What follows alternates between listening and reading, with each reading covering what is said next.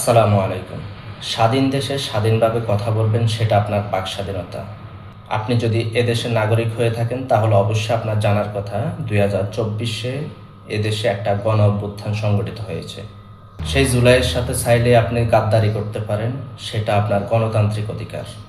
যদি জুলাইয়ের সাথে গাদ্দারি আপনাকে করতেই হয় তাহলে এই কথাগুলো আপনাকে মানতে হবে যে জুলাইয়ের মধ্য দিয়ে দেশান্তরী মানুষ আপনি দেশে ফিরে এসেছেন, দয়া করে আবার দেশান্তরী হয়ে যান।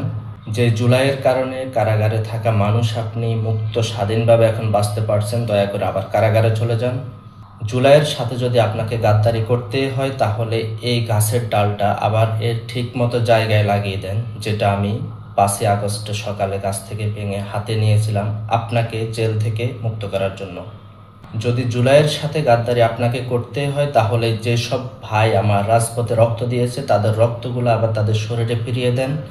যদি জুলাইয়ের সাথে আপনাকে গাদ্দারি করতে হয় তাহলে যে সকল মা তাদের সন্তানকে হারিয়েছে সেই সব মায়েদের কোলে তাদের সন্তানকে ফিরিয়ে দেন। যদি এসব করতে না পারেন তাহলে দয়া করে জুলাইয়ের সাথে গাদ্দারি করিয়েন না।